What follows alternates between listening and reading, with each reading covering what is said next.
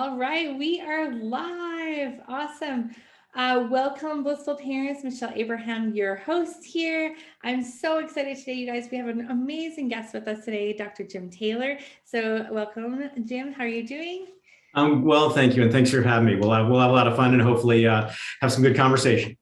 Absolutely. So, oh my gosh, today's topic is going to be super fun. So, we're talking about Generation Tech. So, we are living in a media fueled world, and Dr. Jim has written a book about this. You've also, let me just share a little bit more about you, Dr. Jim, with our audience. So, Dr. Jim has a PhD in psychology, has worked with young parents and young kids for more than 30 years, and also educators around there too. He's spoken in hundreds of events, lots of schools and secondary schools and education associations, and you've written 18 books, 5 of which are parenting books. So one of your books is called Raising Generation Tech, Prepare Your Children for a Media Fueled World, which is what we're going to be talking about today. And I'm sure we're going to have to bring you back on 4 or 5 more times to discuss all the other books that you have.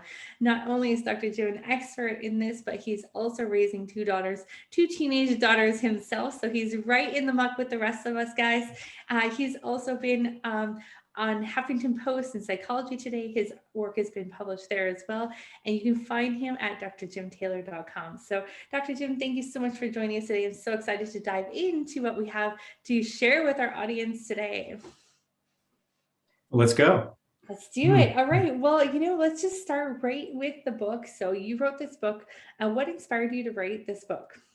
Well, the fact that technology has become such a central and powerful influence in the lives of kids and people and families.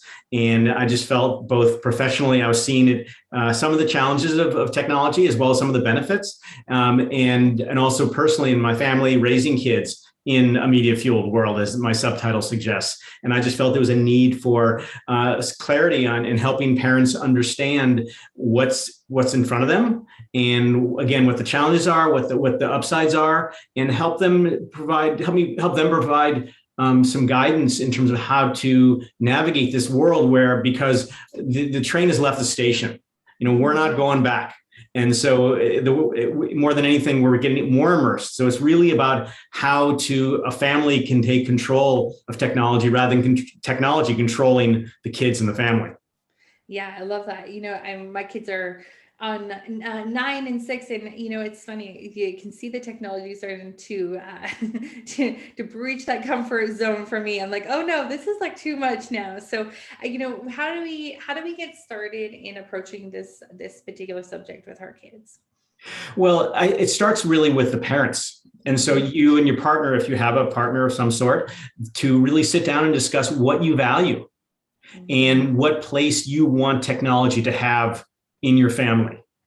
Because without that foundation, you're just going to get caught in the tsunami of technology and just get swept away. Oh, my kid wants to do Pokemon. Okay, fine. My kid wants Snapchat. Fine. Instead of making deliberate decisions about what role you want technology to play in your family and how much exposure and what type of exposure you want your kids to have as they grow up. Yeah, I find it really hard to find those guidelines in that support as to like what's too much, what's too little, like when is it beneficial, when is it not beneficial. Do you have some guidelines that you've come up with that are, seem to work? Well, that's a tough question because I don't believe that I can tell parents what to do. And I approach this as a professional with a great deal of humility, because I know how hard it is when your kids want something, they want a new app, and it's hard to say no. And that's why you have to go back to, again, values, priorities, how you spend your time, how you want your kids to spend your time. And very importantly, for parents to really look at the kind of relationship that they have with technology, because their relationship with technology will probably be absorbed by the kids. So parents are hooked on technology and they're on their phones constantly, social media. Well, that basically says to kids, I can do that too. And a lot of parents will feel that's fine because they're into it. And so it's very important for parents to make these deliberate decisions, because otherwise they're just going to get caught up in the whole tech scene, and then you can't necessarily control the benefits and the costs of technology. Yeah, and like you were saying before, it starts with one, you're doing Minecraft or Pokemon, and then all of a sudden it's Snapchat and like something that's totally, not quite age appropriate for, some of the young ones. So, is there some good advice that you have for like, how do you know when the technology is not being a good influence on your kids? Right. Well, the hard part is that our kids are digital natives. They're growing up in a world where they don't understand that there used to not be an internet or cell phones. What? You're older than Google? That's what I heard in my house a few weeks Yeah, you ago. only had a landline growing up and 3 TV channels, so it's really first about and so we're digital immigrants. So we weren't raised in this world, but we've come to this world forcibly sometimes. And so it's really important for we as parents to educate ourselves. And that's difficult because there is a lot to know. And it doesn't come naturally to us very often. But it's so important for us to be able to be educated about all the different technologies, all the different platforms, all the different apps. Because if we don't, we can't make informed decisions about what's best, what's better, and what's barely acceptable, and what is truly not acceptable. So as an example, there's been a ton of news lately about this whistleblower with Facebook and the documents and the decisions that they're making. And though she does make it sound like all these apps like Facebook and Twitter and Instagram are like totally destructive, the research actually doesn't fully pan out about that. And because we're a lot of these studies that were done by Facebook, even though they say that they hurt kids, they're correlational, they're not causal. So we can't say that Facebook or Instagram hurts kids, although there is some growing evidence of that. But certainly it's associated with a lot of problems. And so, for example, with us, with my family, we said no Instagram because all the experts, all the research shows it is the most toxic app out there, especially for girls. And we have 2 daughters. But we're letting my 16-year-old have Snapchat because fundamentally it's just a texting app. Mm-hmm. And so becoming well-informed is so important.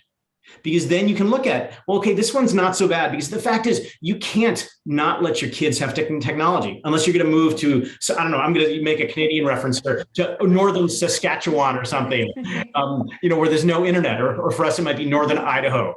But because you don't want your kids to be social outcasts. And by the way, as your kids enter teenagehood, they're going to pull that card a lot. All my friends have it, and I don't feel included. And there's definitely some manipulation going on there. But at the same time, technology is one way that kids communicate. Mm-hmm. And so it's unrealistic to say no to everything. So it's about deciding what is the least worst, maybe, okay. Or maybe there's some good stuff, good apps and good platforms out there that are reasonably healthy. I haven't seen a whole lot of them, that's for sure. But it's really what's important to understand is, first of all, I don't want people to think that I'm a Luddite, that I'm anti-technology. I'm a total tech geek. I use technology in my work, but I don't let it bleed much into my personal life. So I have Twitter and Instagram and all the social media, but I only use it for my work. Mm-hmm. Because one of the important things is that reasonable amounts of tech, just like reasonable amounts of anything, is not going to harm your kids. Because they're doing other things like going to school, exercising, hopefully interacting face-to-face, other forms of human contact and healthy interactions. It's only when it becomes excessive. And that's where we're seeing this idea of internet addiction, mm-hmm. where some preliminary research suggests that the internet has the same neurophysiological effect as drugs and gambling and alcohol. And so kids and adults, by the way, are not just becoming psychologically addicted, but they're becoming neurochemically addicted. And let's keep in mind one other thing, that for all the talk about Facebook saying our mission is to connect the world, their mission is to make as much money as possible. They don't care about our children. And I don't hold that against them because they're a business in a capitalistic society. Mm-hmm. But they are not going to do what's best for our kids. Now, at some point, will there be government regulation? Certainly a stronger regulation in Europe. But depending upon your political persuasion, you think government involvement is good or bad. I'm not going to get into that. But ultimately, it's up to the parents to decide the role it plays. And so getting back to this idea of time, because for me, it's not necessarily the content of technology that's the problem, although it can be. It's simply opportunity costs. Mhm. So opportunity costs, if you're not familiar with it, is an economic term that basically means time or money spent in one area is time or money not spent in another area. And time is a non-renewable resource. It is our most precious resource because we can't, no matter if you're rich or poor, you have the same amount of time. Although maybe the wealthy may live a little longer, but let's not quibble about that. And so it goes back to how do we want our kids and us and our family to spend our time? And so if my basic rule of thumb is if technology is taking away from physical activity, sleep, healthy eating, homework, direct human contact, that's where the line needs to be drawn in the sand. Mm-hmm. And that's a different line for every family. I mean, every family is different. Some kids need technology. Others use it as an escape or a crutch. Others use it as a tool. So a couple of my basic rules of thumb is it should be a tool, not a toy. Mm-hmm. Although there's a place for kids to be entertained on their phones, that's fine. We should control our technology, not the technology controlling us. And that's where the addiction comes in. And it's very important that, again, parents make deliberate decisions and tough decisions, because your kids are not going to be happy if you say, no, you can't have Pokemon, which is exactly what my 14-year-old was not happy about when I said she couldn't have it because all her friends are on it and she feels left out. And so, I feel for her a little bit, but at the same time, we're not here to be friends with our kids. Mm-hmm. We need to be their parents, which means setting limits. The challenge, Michelle, is that setting limits is tiring. Monitoring them is tiring. It takes energy. And thankfully, there are some apps, technology helping kids to get off technology, which is sort of ironic, of course, that we can help monitor that. And so we can see, I use it with Microsoft Windows. And so every week I see how much time she's spending on her computer, and she's a separate computer for school that she gets from school. And if I see it's going over the top, then we have a conversation. Another thing, and I know I'm doing a lot of talking here, and you're not asking questions. Great, no, this is fantastic. You keep okay. Is that when your kids are young, you need to just tell them no. Mm-hmm. But as they get older, like for my daughters, you need to have a conversation. Mm-hmm. Because the fact is, I put a lot of trust in my kids because we raised our kids with very little technology. So my daughters didn't see a movie, I think, until they were 10. And, they just got phones in the last year or two. And they didn't have data for up until this year. And they went to a Waldorf school, which is very much about responsible tech use and delaying tech use. And so, my wife and I were very deliberate about the kind of conversations about what our priorities were and what our values were. Other families have different sensibilities, and it's not me to judge. We all have to own what our kids turn into. Good, bad, or ugly.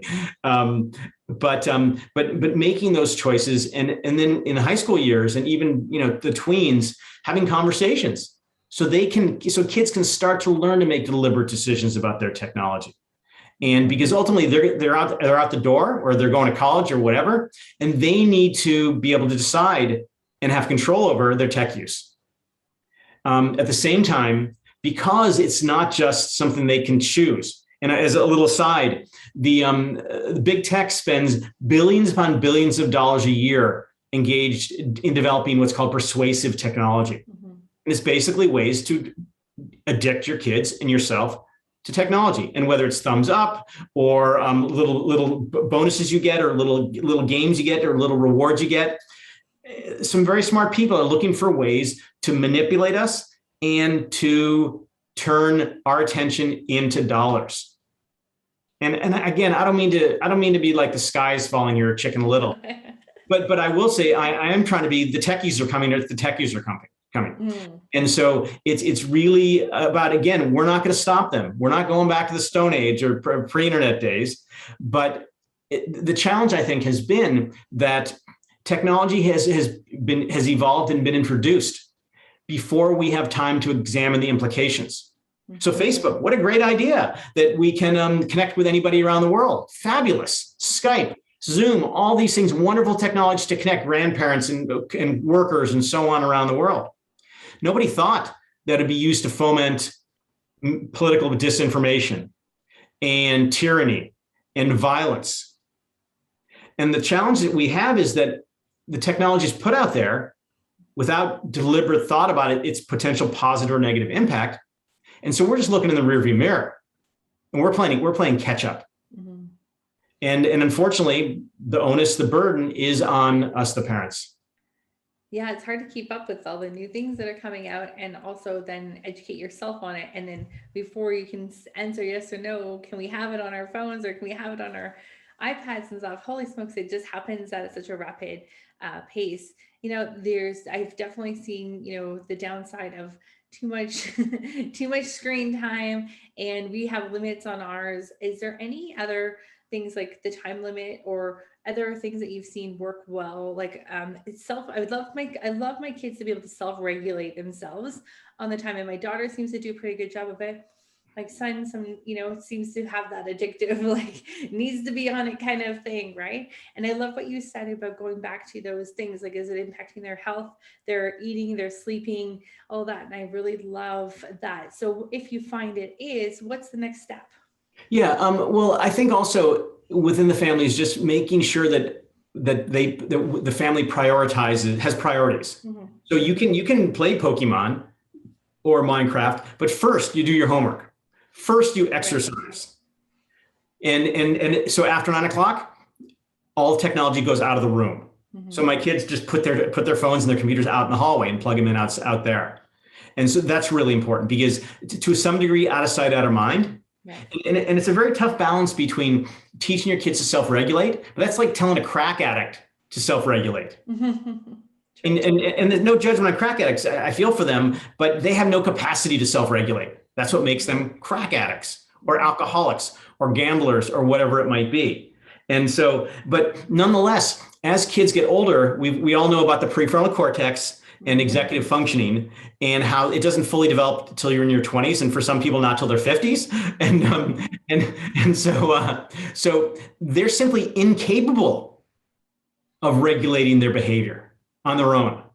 But at the same time, we need to give them opportunities to practice. Otherwise, I see the prefrontal cortex as like a muscle. And if it doesn't get exercised, it's not going to get strong. Okay. And so it's really finding a balance between setting the limits in terms of time, in terms of location, in terms of who they're with. And at the same time, having conversations with them, educating them, helping them explore why they're on their phones, their tablets, or their computers, and starting to exercise that muscle, that prefrontal cortex. So when the time comes and they have that capacity, they at least have some sense of, yes, I have control over my technology, instead of, oh my gosh, I can't do without my phone. No internet. Oh my gosh. We moved out of the city a few years ago for that reason, to slow down and, have a little bit more family time and less technology and things like that. And, it's still been a challenge to limit the technology, especially when we had to work online. And so, there's definitely some benefits of having the technology around too. Can you share some of your thoughts on what the benefits of the technology is? Yeah, absolutely. If you think about everything that goes on in the world right now, whether it's buying things on Amazon without leaving your chair, although that's a whole, sort of a tough discussion sometimes economically, gaining information about the world. And sadly, a lot of the information, there's a lot of disinformation out there, but for the most part, you can go to the internet and get fairly accurate information. Connecting with others through work, through family at a distance. These are wonderful things. Skype with grandparents is a beautiful thing if they're on the other side of the world or something like that. Staying in touch with people, all these things. Finding shared communities, people who are interested in everything, like from I collect silver buttons, whatever, to bicycles, to cars, to whatever, and it's broadened our community. And it's also been a way to stay connected with friends who ordinarily, like college friends or high school friends, who ordinarily in the past you'd have to write letters to. What's that about, right? And so there's a lot of great things about the internet and about technology. And I don't want to make it sound like it's evil. No, no. Um, but what is it? Facebook's one of their mottos is "Do no evil." Well, they're not practicing what they preach, I don't think. Um, but for the most part, it's really again goes to this idea of using technology as a tool, as a resource to expand our lives, because it has expanded our lives in a lot of wonderful ways. Yeah, I can imagine all the hours I used to spend in the library doing research projects that now, wow, this is the Google at our fingertips, makes things so much easier, I think, for the kids to do research projects Yeah, for and all sure. those great things. Yeah. And another thing that I think is really important as well is parents need to look in the mirror, Mhm. because parents, they can say certain things, but actions speak louder than words. So if parents are saying, "Oh, you need to get off your phone," and parents are at the dinner table, and this is one of my pet peeves, massive pet peeves, out to dinner with my family, and the next table there's a family, and they're all on their phones, kids, parents, everybody. That's not good. I've And seen that before too, and I've just been like, oh, that hurts my heart because they're not even talking to each other. oh my gosh, or even so, the parents are talking to each other, and the kids are on their phones. They have headphones on, or they have a tablet. Mhm. And what's so important about that is that because technology is through a screen, it doesn't give them the opportunity to have real human interactions. Mhm. And that's a skill. Reading emotions, reading intonation, reading facial expressions. That's an essential skill for living, at least for the time being. Mhm. And if kids don't learn that in childhood and teenage years and adolescence, they're going to struggle later on. And Absolutely. so kids might be whiny and complaining at the table in the restaurant, but at least they're engaging Mhm. instead of Yeah. just being zoned out and having no expectation that they have some responsibility to interact with us as a family. I had a really good eye opener a few years ago as I was interviewing some, administrative assistants for a rafting company, and their part of their job was to answer the phone. And the fact that they like these some of these 20-year-olds could not answer the phone or didn't know what to say on the phone was kind of shocking. But I can see that being way more of a problem as we get further and further into technology. Well, the fact is that a phone's the telephone part of a phone is not. I think it might be third or fourth in terms of usage for young people, Yeah. and so kids don't talk on the phone anymore. They just text. And a lot of adults do that too, and I'm guilty as charged sometime as well. It's simple, Yeah. easy, and but you miss out on things. And one thing that I really emphasize is that I think it's important that kids and parents and families learn to live in reality. Now, Mhm. one could argue that the idea of reality is expanding, Mhm. but we talk about virtual reality. Well, just the word virtual suggests almost similar to a rough approximation thereof.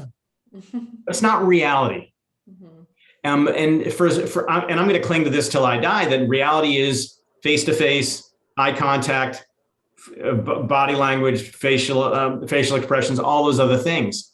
And there is those things are missing in the interface of a screen.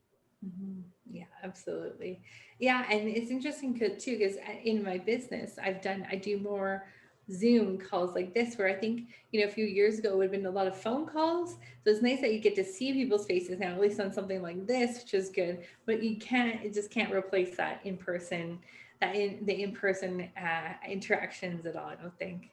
Sure. So like you said, like I have a clientele, people all over the world, and some who I'll never meet Yeah.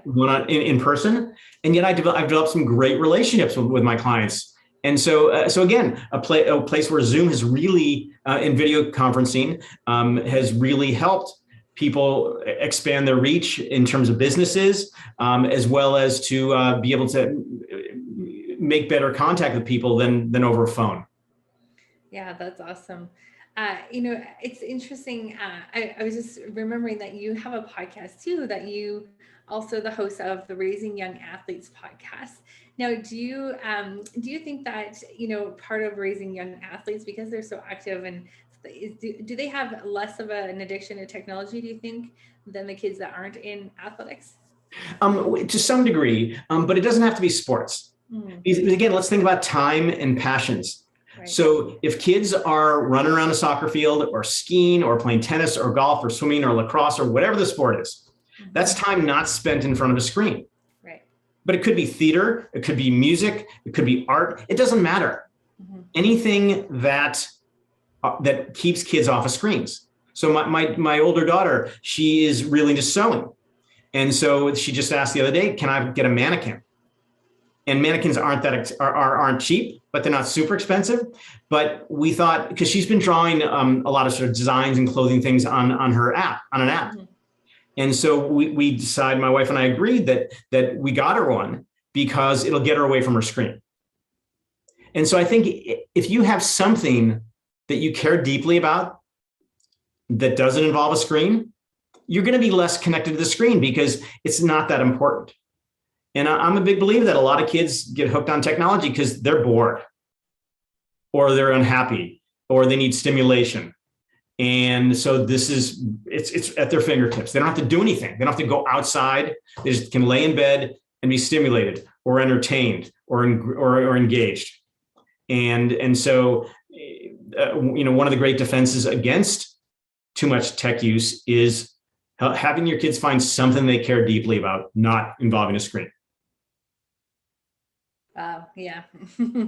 I think that's great advice. I think that's so important that the kids are still getting outside and in nature and doing things outside of their screens. And I see my kids when they come home from school, they're tired, right? So they want to just like relax there, but it's like, sure, for a certain amount of time, that's fine in my beliefs anyways. And then it's like, we got to move on to something else. We can't just let that take over the whole rest of the day. That's far too much. So I appreciate what you're saying. I appreciate you come from it at all angles too. Like, there is some good, there's some bad, there's definitely some evil going on Facebook. But, I think the overall picture is that and the take home that I want to bring back to our audience, like you said before, is that it's our responsibility to educate ourselves on what are the new things that kids are coming out. I know I got caught up into a Roblox thing where there's Roblox and there's Roblox cards that you buy to get new skins. And I was just like, wait a second, hold on. We're spending too much money on these Roblox things that are like a waste of time, waste of money. So, and it wasn't until I looked into what it actually was I able to make that decision.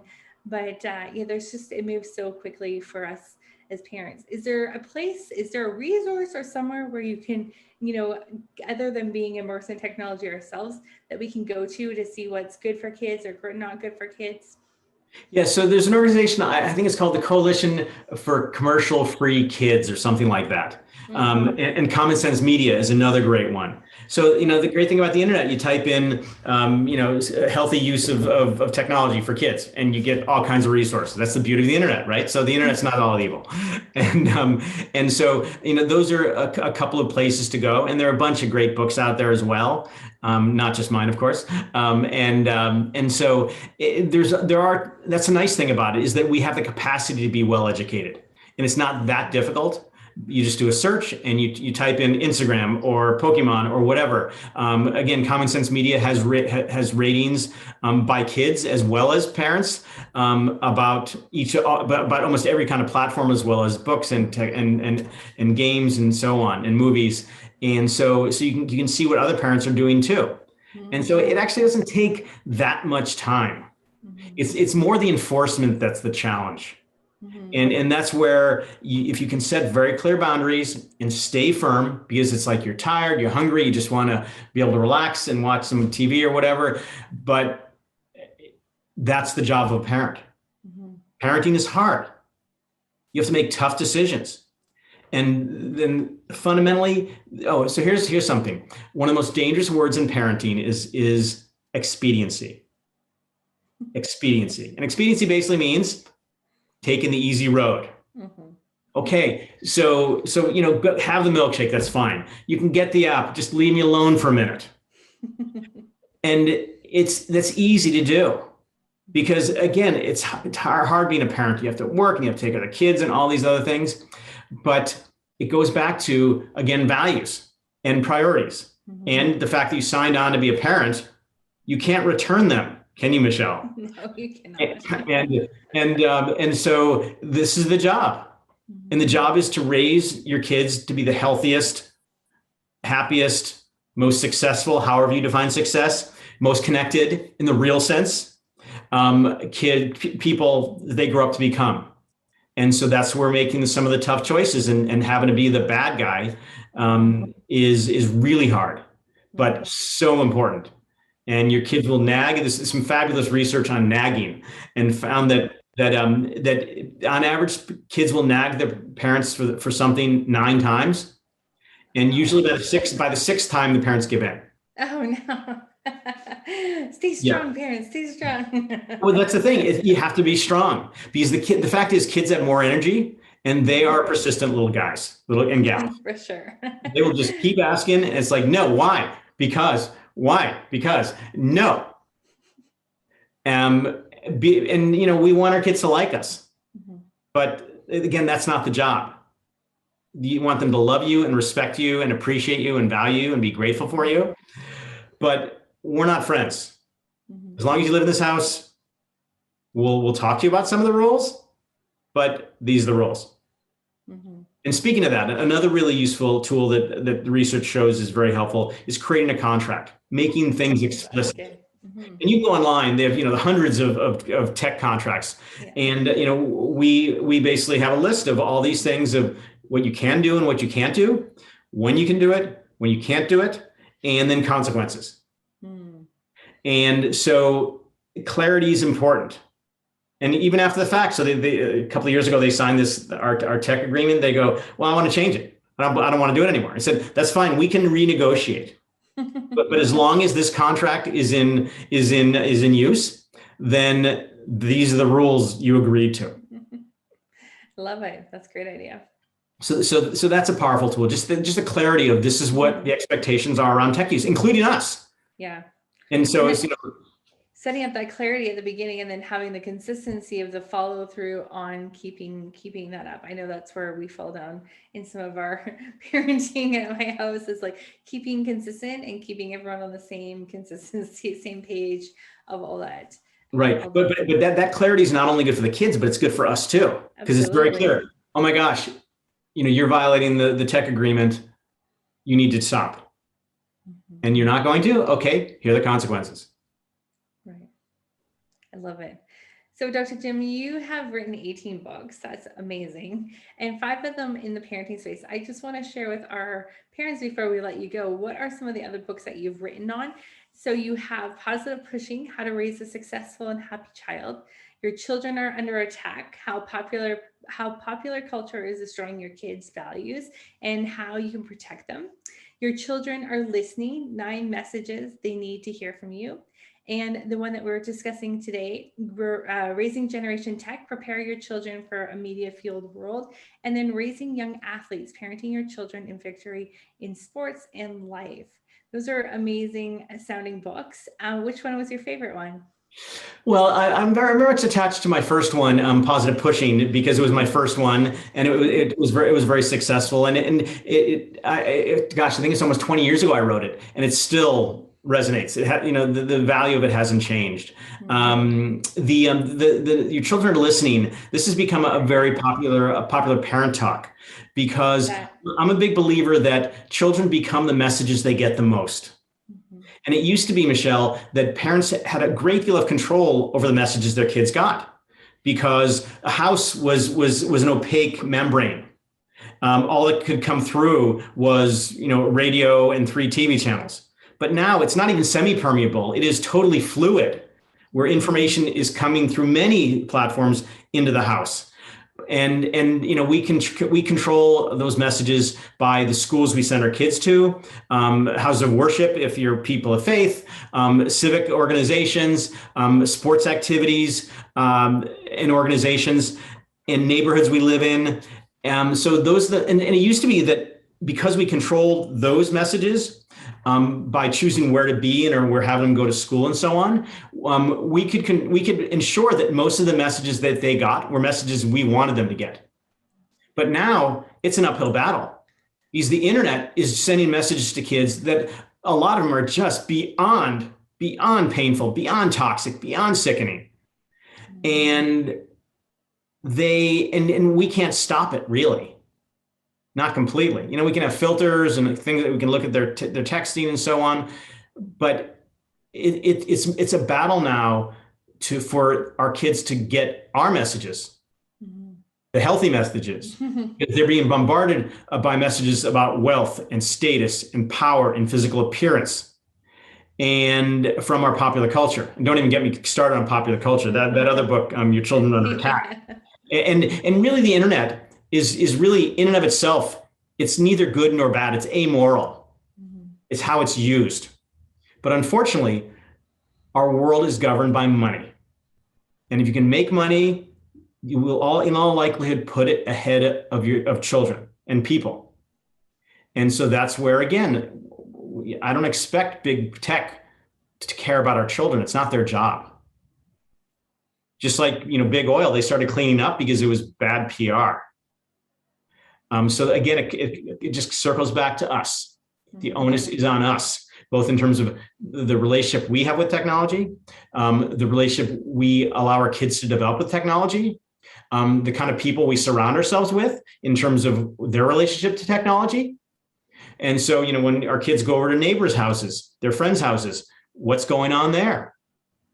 Well, we want to surround our kids with other families with similar values, so we don't have to worry. So they're getting those messages there as well. But again, it is really difficult. But we have to keep fighting the good fight for one simple reason: our kids. Yeah, they're worth it. They're worth it. They're worth it. Awesome. Well, thank you so much, Dr. Jim, for being with us today. We're really so thrilled to have had you here, and I can see many, many, many more times that we're going to need to bring you back on for lots of different topics. So thank you for being with us today. And for our friends and family out there listening today at Blissful Parenting, where can they find out more information about you? Where would you like them to go to? Yeah, so you can go to my website, drjimtaylor.com, drjimtaylor.com. I also am on all the major social platforms: Instagram, Twitter, LinkedIn, Facebook. And on my website, I've got probably 98% of everything I've ever written up there, aside from my books, for free. I have a parenting blog, I have a parenting newsletter, a lot of great resources for people who want to learn more about what I do and gain some information from it. That's fantastic. So guys, again, that's drjimtaylor.com. So head on over there and see what you can find and get some resources that will be great for you today and helping you guys raise your blissful families out there. So thank you, Dr. Jim Taylor, for all that you do. You are setting the stage for all of us to follow on the technology battles that are out there. So thank you for your time today. It's been really great. My pleasure, Michelle. It's been a great time.